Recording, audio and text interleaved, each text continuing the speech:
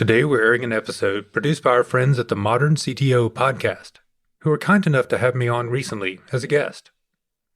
We talked about the rise of generative AI, what it means to be successful with technology, and some considerations for leaders to think about as they shepherd technology implementation efforts. Find the Modern CTO podcast on Apple Podcast, Spotify, or wherever you get your podcast. Today, we're talking to Sam Ransbotham, professor at Boston College and host of the Me, Myself, and AI podcast, about why only 10% of companies succeed with AI. You're listening to Joel Beasley, Modern CTO. All right, so your podcast, the premise of it is why do only 10% of companies succeed with AI? That caught my attention. I was browsing the internet on LinkedIn or something, and I saw this, why do only 10% of companies succeed with AI? That's how I found you and all of this and all your show, Me, Myself, and AI. And I want to know, like, is it really that big of a deal? You made an entire show about it? Well, I think you know how marketing works. I mean, I think that's that worked. We have to lead with some statistic that gets people interested. But that's a pretty interesting one, isn't it? Mm-hmm. Given the amount of stuff that we were hearing about artificial intelligence, we were hoping that number was bigger than 10%. And why are they failing? Hey, see, there's the trap. I don't think that people are really failing. And so, you know, our research, it looks at and says that about 10 or actually 11% are getting significant financial benefits. So it's not like they're not getting any benefits. It's not like they're failing. It's just maybe falling short of this, hey, AI is going to change everything that we're hearing so much in society. So it's not, don't cast it as failure. There's more than two options here. This is not Hobson's choice. That's funny. Yeah. So of these companies that are achieving significant returns and investments from this AI, tell me about those. Yeah. So we tried to look at, all right, given we have some have-nots and some haves, what's the difference? I mean, that's a natural question for an academic or for anyone to try to figure out those differences. And the first few are things that I think we would expect, right? They're got to get their technology house in order. You can't have something like artificial intelligence, complicated machine learning models, if you're basically working on an outdated copy of Excel that is run on a dated PC, right? So there's a certain sort of infrastructural element to that. And also there's talent. You have to have somebody use these tools here. Now, so what we found was that, 10%, to get to be one of those 10%, you got to have some of those basic building blocks in place. And we think of those as talent, infrastructure, and strategy. And I could talk about each one or more of those, but that doesn't get you all the way there. There's a lot more after that. And that, I think, was what was more interesting for us. You can't say, for example, we're just going to take the same old thing and just do it with AI. That is not going to get you into that 10%. Yeah. One of my fun examples is in the healthcare industry. So here's a question for you, Joel. When was the fax machine invented? Ooh, I don't know. This is not rehearsed, everyone. I'm putting him on the spot, literally. I'm going to say somewhere between the 60s and early 80s. 60s and early 80s. Now, I think you're thinking 1960s or 1980s, right? Yeah. No, much closer to 1860s. Really? So, which is interesting because, if you think about that, predates telephone and, it was working across telegraph or whatever. So here's the point. That's a really old technology. I'm headed somewhere with this story. Don't panic. There's a lot of interesting stuff happening. And one of the industries that uses faxes left and right is healthcare. They'll fax stuff left, back and forth. They're practically the only people still using faxes at this day. And so I've read this story about people in healthcare using AI, optical character recognition, text parsing, to take an image from a fax machine and scan it and try to get all the information out of it. And that, on the one hand, seems like a great use of artificial intelligence because nobody wants to retype everything that comes across the slick little fax paper, right? So, again, there's value in artificial intelligence there. But what about just not sending a fax in the first place? What about sending that information from one computer system to another computer system without a fax machine at all? And so that's the point of, you can't just slap AI on top of an existing process, which is faxing. Think of some new way to do a process. And I think that's the real difference in that 10% you were getting at.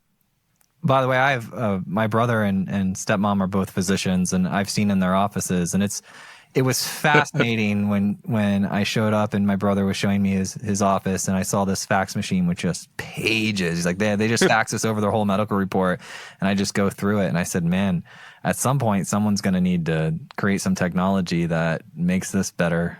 Yeah. Well, I mean, what's funny is we have the data in a computer system, we print it out, then we fax it, and then someone gets it into another computer system. The fax is an unimportant step here. And so that's the key there, is that just going in and saying, hey, let's artificial intelligence up this whole system we got is not going to get you into there's value in it. I mean, you're going to save money by somebody not typing in the fax, but there's a lot more money in thinking of ways around that process. Have you seen how companies are attempting to do this? Are they using internal talent, external talent? How are they approaching AI?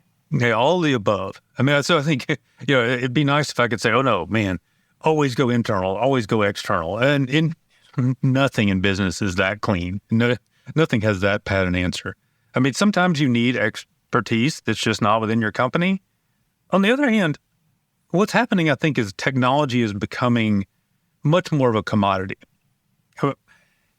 I'll explain what I mean by that in just a second. But the point is, if it's a commodity, then what matters is what people know about your organization. And that's much harder to teach and buy. And so that's an argument for using internal. Have you seen the OpenAI Sora model? I have not played with it yet. Oh, have you seen it though? Yes. You've seen the preview videos? Yeah, it's crazy. And actually, that's what's so incredibly frustrating about being a professor teaching. I teach a class in machine learning and artificial intelligence. I am so jealous of the professors who get to use their slides from last semester, because I put up the slides from last semester and like, oh my gosh, that technology, I'm like talking about MySpace and Friendster up here or something. I mean, things are dated so quickly. It's amazing. So yeah, it's really hard. I mean, and it's progressing so quickly. So tell me about this class that you teach. So I teach undergrads how to do machine learning and artificial intelligence. And actually, to tie it back to the point that I was making earlier about commoditization of technology, in our class, we will use an image classification, a number class, handwritten digits, and we can, within that class, using their laptops and code that we've downloaded from the internet that's freely available to everyone, we can beat what would have been a contest-winning performance 5 years ago, 6 years ago. But we can do it with tools that they've just downloaded and laptops that they're running in class. That's really incredible. And actually, I'd like to think it's because I'm such an awesome teacher, but it's really the tools. And they're just becoming so crazy. And just the image models, the video models that are coming out now are truly, truly amazing. Are you teaching a 101 class? What type of competency level do they have entering your class? Actually, they have to know a little bit about Python. And we have an introduction to Python class, so they know about coding. But this is really much more about scripting. And what people find in that class is that so much of this is about getting your data cleaned up and ready. So you press go on the model. And the press and go on the model is just a matter of kind of waiting for it to do its churning. So much of that is again, built into scripts that are available to people. Crank it up right now. You got your laptop. I can tell. I can see it in front of you. Yeah. Let's download it and start going. That's pretty exciting. Yeah, I did a couple interviews maybe 2 or 3 years ago with a few companies that were either growing or already public, and they were helping with the data organization, labeling, and modeling, just cleaning everything up. That was their entire business, was just helping people get their data structured and cleaned up. Yeah, it's huge. Yeah. Are you teaching prompting? Yeah, actually, we do play with some prompting there and going through that, how to get a good prompt, how to get a bad prompt. And what's a little tricky for me on that is that it feels like a very ephemeral knowledge. You think about, I'd like for somebody to retain something from class more than 6 weeks or end of the semester, ideally. And prompting stuff is changing so quickly too. It's hard to elevate that to a principle level. But I think more important is thinking about critical reasoning in this context. Because I think we have you've played with these models apparently, or you're talking about them. Mm-hmm. Actually, let me put you on the spot again. I mean, yeah, this is too sure. This is fun. Yeah. Have you ever built a machine learning model in Python or any other coding language? I have not. I have experimented with them, but I have not built them. Have you played with ChatGPT or any of these other large language models? A significant amount of time invested in them, yes. Okay. We use them in the course of our business. I estimate it saves us about $100K a year at my company. That is huge. Yep. And what's huge about that is I mean, the magnitude is pretty amazing.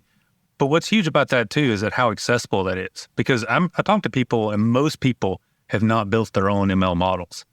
But increasingly, a lot of people, practically everyone, is using these tools that are available now. And I think that's, again, towards that commoditization story that pretty much we're all going to need to know a little bit about AI. Yeah. When we started, the way it emerged at our company is obviously, I had been tracking for about 7 to 10 years. I'd been tracking the progression inside of models, the large language models, and what they were doing, because I saw them fairly early, and I said, well, this is going to be interesting. So I checked in on it every year. When it became, lack of a better term, public consciousness with GPT in January, February of last year, what I wasn't expecting is how much the world split in subject matter experts between the people that are just like, they essentially shunned it and shut their mind off and put their head in the sand. It can't do what a human can do, or they did one prompt and they're like, it's not perfect, and they just completely disregarded the entire ecosystem. And then us, where, and to be honest with you, that is one of the paths I leaned towards at first. I was like, it's not that great. And then I saw some other people doing it, more advanced things with it. I said, well, I just don't know how to use it then correctly. And so I went back and I said, I'm going to go back and revisit this. And that turned into a phenomenal situation for our business. And we have a Slack channel dedicated to just what we're learning from GPT prompting. We pin specific prompts. We share knowledge between the producers on how do we get, like one example, and you might be able to tell me there's a better way. But when we start a new chat GPT conversation, we'll have these documents essentially that we paste into it to start.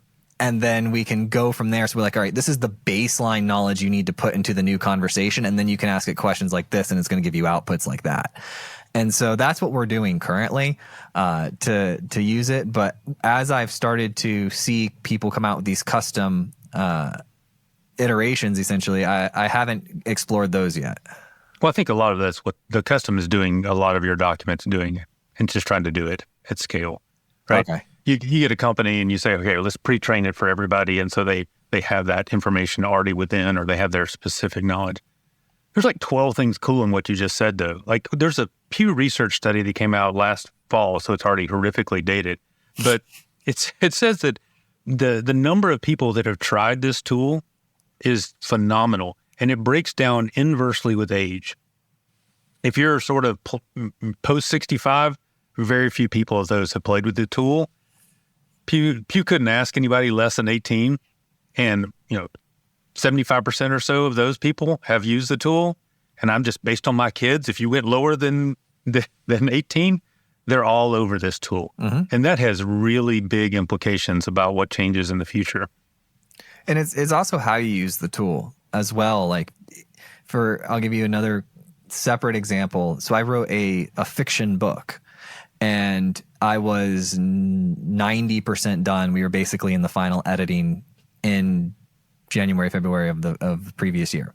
So by the time GPT came out and publicly, I was wondering, like, is it possible to use this to help you with the book? And I had a couple hypotheses. I was like, all right, maybe if I put in, how could I use it? And to fast forward through all of the examples of how it didn't work, what I found it was really good at was helping me frame stories. Like and if the spy was gonna break into the facility, asking it for like 15 different ways that could happen.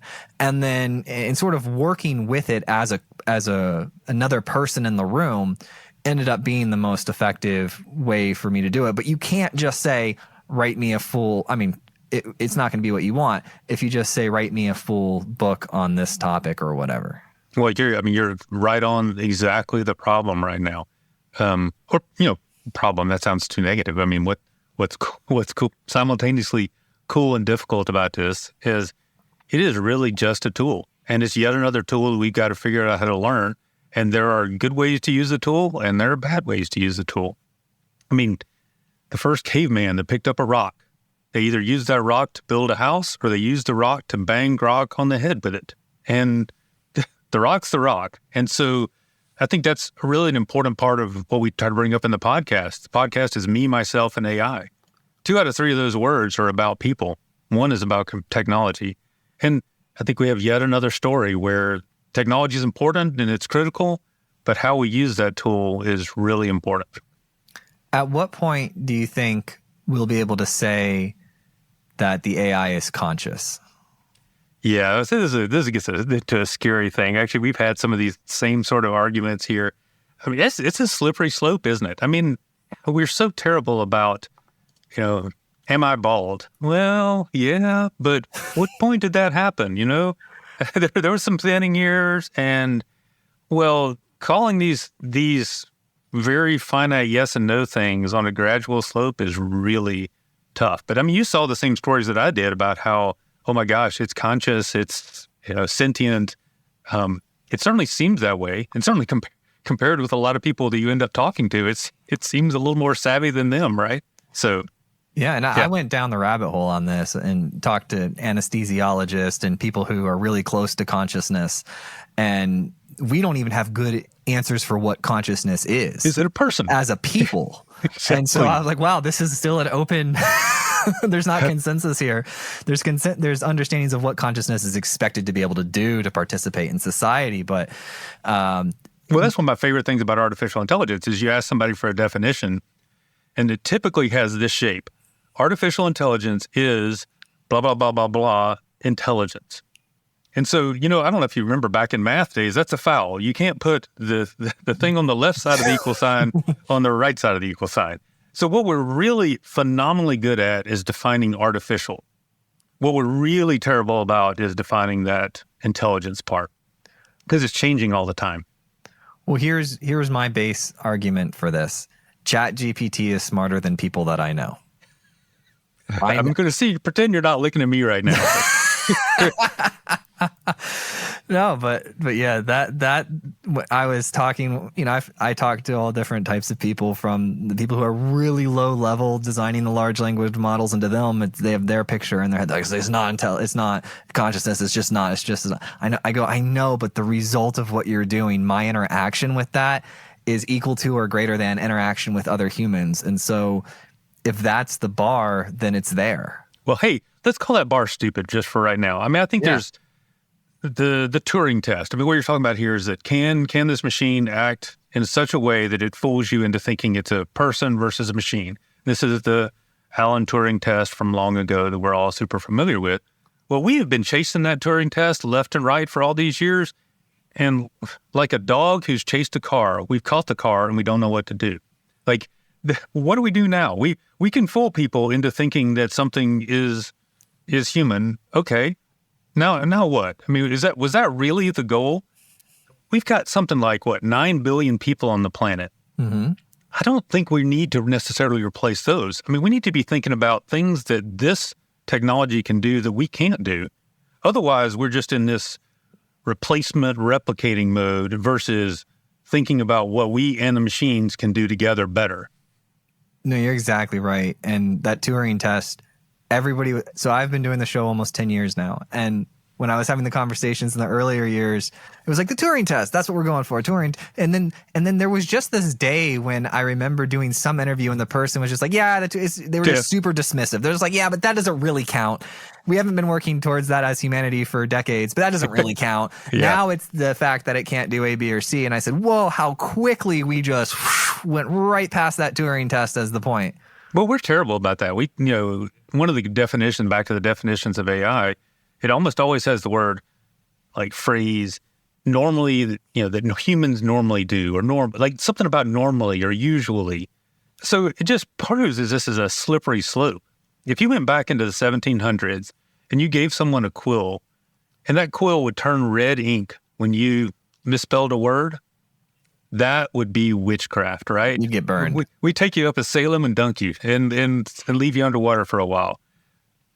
But now, spell check, well, that's not artificial intelligence, right? And so we just have this ever expecting, changing expectations of what the technology can do. I don't think that's going to change. We were always going to want it to do more. Yeah, I get mad at autocomplete. I'm like, you can't read my mind yet? Exactly. Come on. Get out of here. Back to your fiction book, though. One of the things that worries me in this scenario is I don't think, knowing what I know about you, you're not looking to get an average fiction book out there. Is your goal to wake up in the morning and say, hey, what I'd really like is a statistically average fiction book? Negative. I would never. I do everything exceptionally. Exactly. Yeah. You're just like all the kids at Lake Wobegon. You're better than average. Yeah, but I think that's the crux of what we're grappling with right now is this race to mediocrity. So what we've got is this phenomenal tool that's getting you to mediocre amazingly quickly. And there's two, I complained earlier, you maybe pick A or B, and I'm going to make you pick A or B here. But is this a tool that A, helps us and gives us a huge head start so we get to mediocrity and then we can build from it? Or B, is this a tool that is a crutch that gets us to mediocrity, leaving us without the tools and resources able to go beyond mediocre? And I think that's really what we're grappling with our modern generative tools. Yeah, I think that's going to come down to an individual thing. Yep. And actually maybe a situational too within individual. Mm-hmm. Like I don't need to be awesome. Actually, one thing I do in class is I'll type it in there and have it make a theme song for the class. It'll write a little poem, and it does phenomenally better than I will ever do at that, and I'm okay with that. Like its mediocre is so much better than I'm going to do, and I'm going to choose not to compete on that, on that thing. On the other hand, there's a lot of stuff that I'm hoping to do a lot better. Anything that I write, I want it to be not average. I don't want it to be mediocre. I want it to be exceptional. And I think that's, we're going to have to, within the individual pick, but also within situation pick. Which, is this a situation that I want to be awesome? Or is this where, mediocre is okay? How can leaders explore this? We got a lot of leaders that listen to the show, and most of them are in technology, all the way from first-time leaders through VPs engineering, all the way to the CTO, CIO, CISO, the whole stack. The reason why people listen is to become better at leading their companies. And how should a leader begin to explore this within their organization? What's really cool, the example I gave you earlier about have you built a machine learning model? No, there's a whole lot of setup and infrastructure you got to get in place to even be able to run that model in the first place. I think about that as a learning curve, and you actually, I don't like the phrase steep learning curve, but because it's not steep, it's actually very shallow. It takes you a whole lot of effort to get to a point where you can get something back out of that tool. In contrast, the modern tools that we're seeing emerge now around generative are highly accessible. You can go out there and do them right now, and your listeners, they ought to be playing with it because everybody in their organization is playing with it. And everybody is, figuring out what they can do and not do. But when you play with it, I think one thing to remember, back to your example of how you played with it, if you hired someone new in your company and they did not perform awesomely on the first day of the job, you fire them or you give them a little help to get them better? I'm hoping that it's give them a little help to get better, because you'd have a pretty empty company if you just fired everybody who wasn't perfect on day one. I think that's the model we have to think about when we're using these generative tools is how can we help progress and get them better and not just categorically reject what they do when they make a mistake or when they hallucinate. Are you doing consulting for any companies? Oh, not many. No. Yeah. I do some engineering consulting and software on the side, and that's what's fun for me. Have you gotten involved in the policy aspect at all? Has the White House called you up and say, hey, we need to know what's going to happen? We're just going to ban all models over 20 gigs type situation? They must have lost my phone number. I don't know what's happening here. That's okay. I think the regulation stuff is interesting. Here's what I would say when they do call, since you asked, is we have a good long history of being able to handle new technologies. And we're treating this like it's a magical exception. And I don't think that it necessarily is. I'll give you a couple of stories. One is in 1906, Upton Sinclair wrote a book called The Jungle. And it was about the meatpacking industry in Chicago. And it was absolutely disgusting. And what it did was it shone a whole bunch of light on a situation that was untenable. It was existing because nobody would ever went inside that meatpacking plant and looked at it, right? It was all hidden. And all we knew is that when we ate stuff, we got sick. You fast forward to right now, you can open practically anything and eat it and not be worried about the supply chain that brought it to you. We can go in any restaurant and be pretty comfortable that you're not going to get sick. And in fact, once a year, we'll have an E. coli scare. We'll have something, a restaurant that makes the headlines. These are headlines because they're unusual. Because what's happened is that we built in an infrastructure of oversight and trust around the food packing and around restaurants that help us have trust in that. In contrast, we have none of that with the technology industry right now. Every single one of these models is happening, behind closed scenes. What is OpenAI? Well, one word is not open. I know. Right? So I don't know about the AI. We can debate about whether it's AI, but the open part has really disappeared on that. And so I think we're going to have to think about how we treat these oversights. And it's going to have to be, we can buy stock in companies that we don't know what their books look like because we trust accountants to go in and look at it. So there's a model. So we have models in society. I used to work at the United Nations with the Atomic Energy Agency and the weapons inspectors. We don't want people building bombs.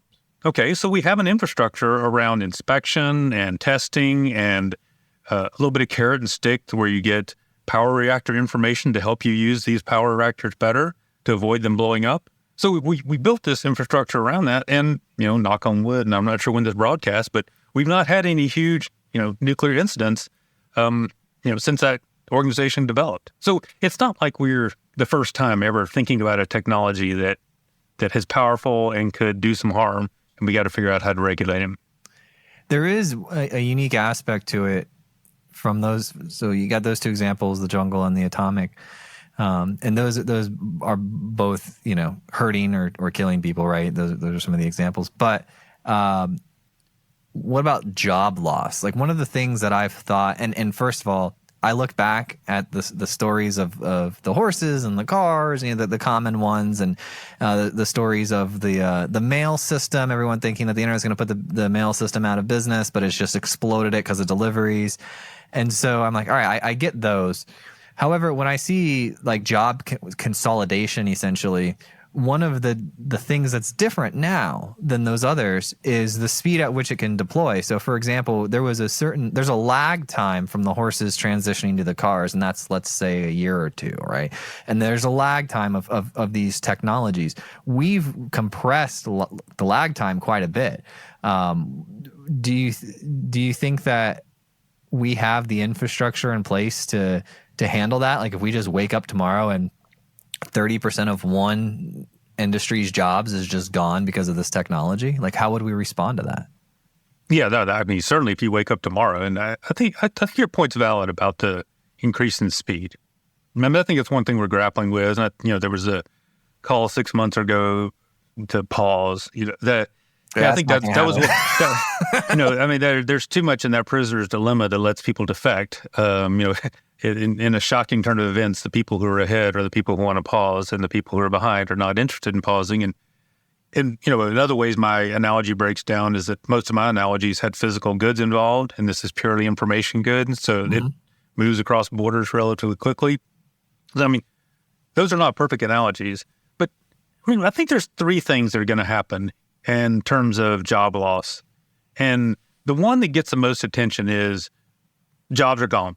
you come in tomorrow and the machine is doing your job, and this is your 30% example. Job doesn't exist anymore. That's a scenario where machines have come in and taken a job entirely. Yeah, I'm pretty doubtful on that one to start with. I mean, I get the fear, but I'm pretty doubtful. I think the second one is much more real. And that is that some other human out there takes your job because they're better at using those tools. So there's a bunch of tools out there. And like you said, you are using these tools and you get better at them and you learn how to use them and you learn how to get more productive with them. And suddenly you are more attractive than your human compatriot. That's a very real risk. And that's machines won't replace people, but people using machines will replace people not using machines argument. I think that's very real. I think the third one is more, and then to go back to your example here, let's say that your organization doesn't use these technologies at all and another organization does. Well, then you get an organizational level wipeout. So the cost structure of an organization that is using these technologies drops, and other organization not using these technologies is no longer cost competitive. And so that is a scenario for massive job loss too. It's just not at the individual level, it's more at the firm level. And I think that's another one to be. So the first one is something that catches our mind, but the number 2 and 3 I think are the bigger things going on right now. You mentioned, Joel, that $100,000 a year you think you save. Somebody out there is spending $100,000 and they won't be able to do it for too many more years before you put them out of business, right? Well, we're always trying to put ourselves out of business. If you don't, someone else does, right? Yeah. Well, it's like we're 7 years or so into this business, and obviously there's a hunger curve, right? You try to stay hungry the whole time, but you're never going to be as hungry as before you made anything of yourself. And so those people they're just looking at, unemotionally, they're looking at the marketplace, seeing what tools are available, grabbing them and trying to achieve outcomes versus like, this is the proper way to do it. And this is the best way to do it. And this is the way the subject, for example, Josh and I had these conversations a couple years ago, maybe a year or two ago, when the AI got so good for post-production audio enhancements that it no longer made sense to just go manually do all of this stuff. And instead, you can just say, all right, AI is going to do that section of my workflow, and then I'm going to spend more time editing the conversation points and the flow of it. And so, but there are a lot of people out there that are still like, this is the right way to do it. This is the real organic way to do it. And all the real artists do it this way. It's like, well, look at outcomes. Yeah. Well, I think let's pull 2 points out of there. One is most people are doing stuff that they don't want to be doing in their job, or at least some of it. I mean, for me, I get an email that says, hey, professor, I missed class. Did I miss anything? And my snarky response is always, nope. When I looked up and saw you weren't there, we just shut everything down. But no, I temper my snarky response. And, if I could have AI temper my response for me so I could write my snarky and then have it tone it down and make it friendly, or answering questions that are on the syllabus. That's something I do a lot. And I would not say I'm adding a lot of value there. We did a study a few years ago, and we asked people, hey, what do you think about artificial intelligence? Do you hope that it's going to do some of your tasks, or do you fear that it's going to do some of your tasks? 73% of the people said they hoped that it would do some of their tasks. 33% said fear. And I think that's where we are. Now, I'm not saying those numbers are not going to change as we get more general or more knowledge-oriented tools. Maybe those numbers change.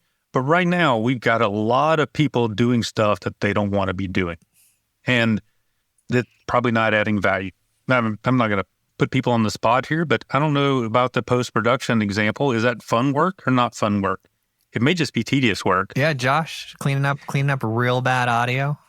Yep. Yeah, I mean, where it excels is in the audio that sounds like it was recorded in a trash can, and that's never fun to listen to or to work on, and it's much more rewarding just to have a machine do it because it sounds better. Yeah. So. And you can get to focus on what content and what's important there and what makes a difference.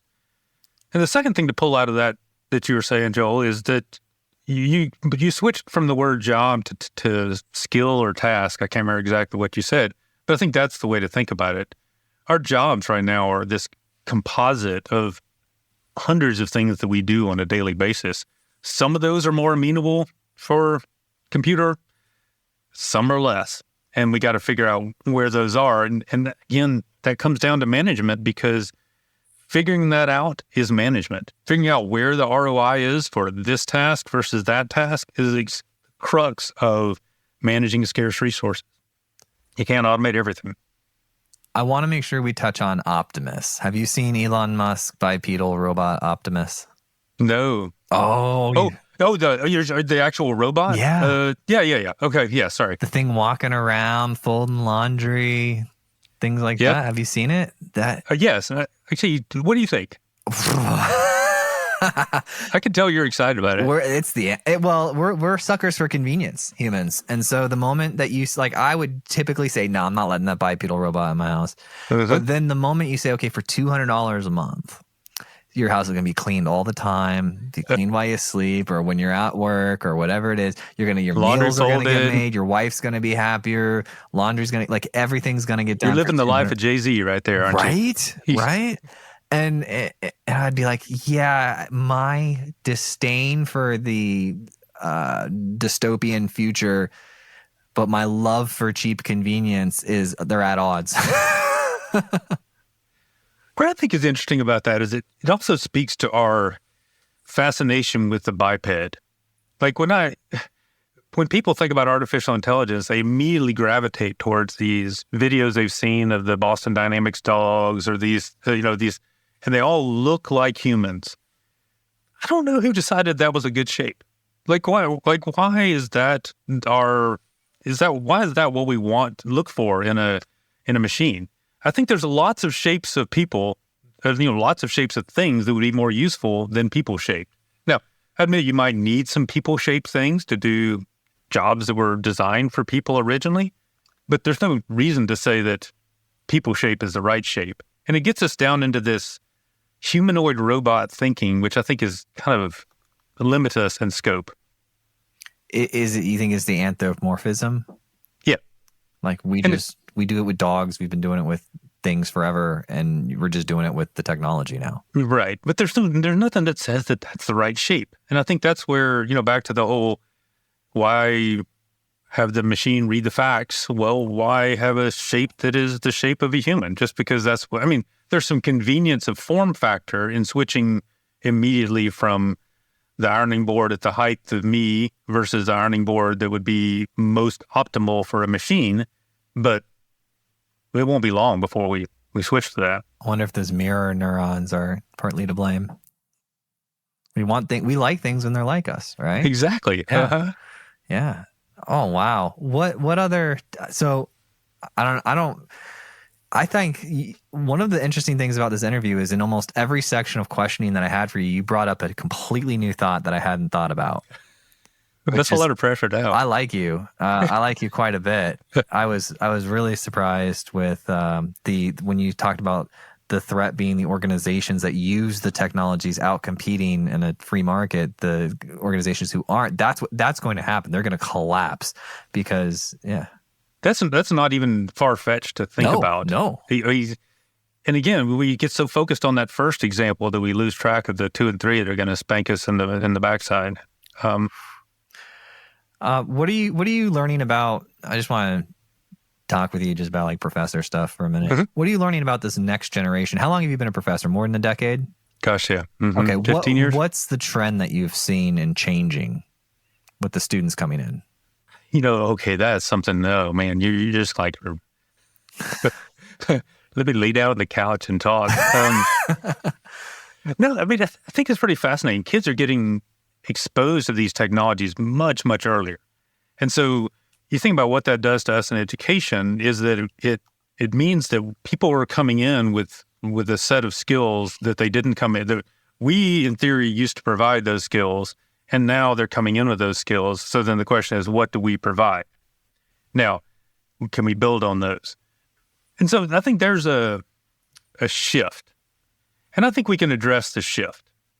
But what I'm more sort of fascinated by is the dispersion.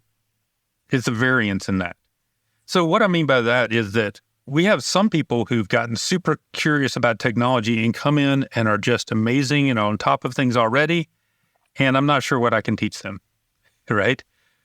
On the other hand, we also have some people who seem to be, getting further and further. And so what that means is that bell curve that we think about teaching to is changing. A bell curve is really nice in class if it's tall, because what that means is it's narrow. Because then I, in class, can talk about the same topic, and I'm going to bore 2 or 3, and I'm going to lose 2 or 3. But I'm going to hit that sweet spot in the middle. But when that thing spreads out, then I'm more in trouble, because I can still cover the same sliver, but then my tails get bigger, and I lose more and more people, either through boredom or not being prepared. And I think that's actually what I'm most excited about with artificial intelligence right now, because I think it can help with that.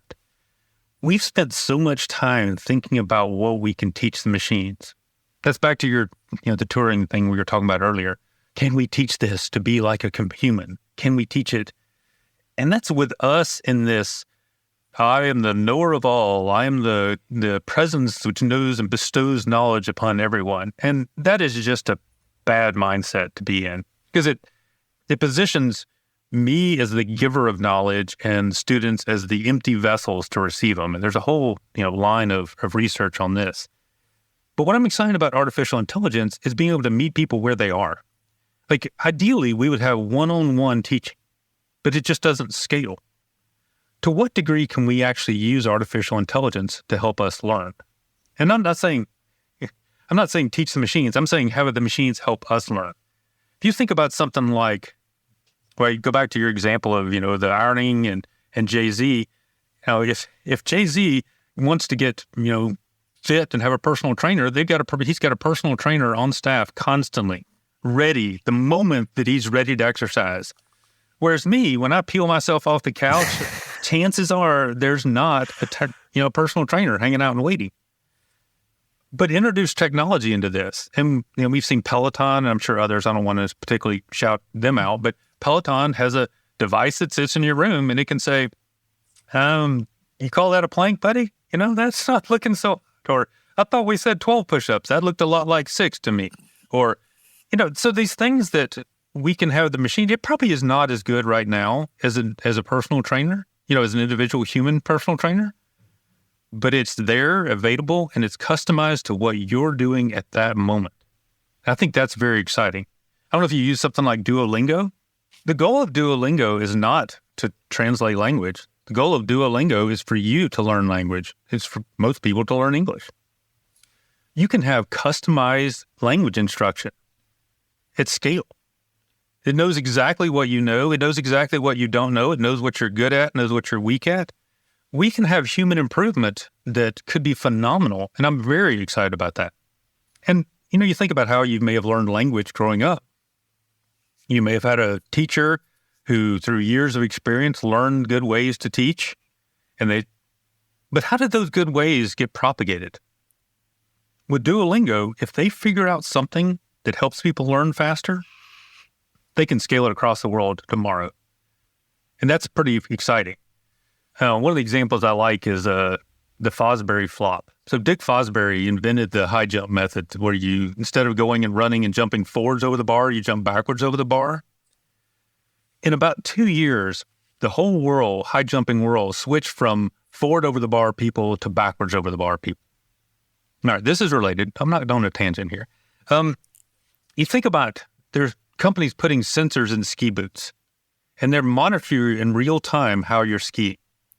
What's going to happen is that somebody's going to invent some crazy way of skiing that does better, performs better in some way. I don't know what it is. They're going to record it. And the next day, their engineers are going to look at it. And then the next day, it's going to be in the advice that everyone else using that device is using. Does that make sense? Yeah. So we have the ability to push out what we know at scale quickly. Again, these are ways that humans can be better. And I think I'm super excited about that.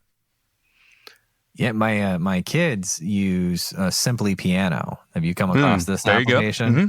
And they have really mastered how to break it down so I can put a 4-year-old or a 7-year-old in front of that thing, and it'll hold their attention while teaching them. step by step how to play this piano. It's fantastic. That stuff is amazing because, again, the goal of that tool is not to play the piano or even to play music. The goal is to help you play music better. Mm-hmm. And I think that's just an untapped resource that we're really only getting started thinking about what we can learn from the machines. Thanks for listening today. We'll be back with new episodes of Me, Myself, and AI on September 17th. Please tune in.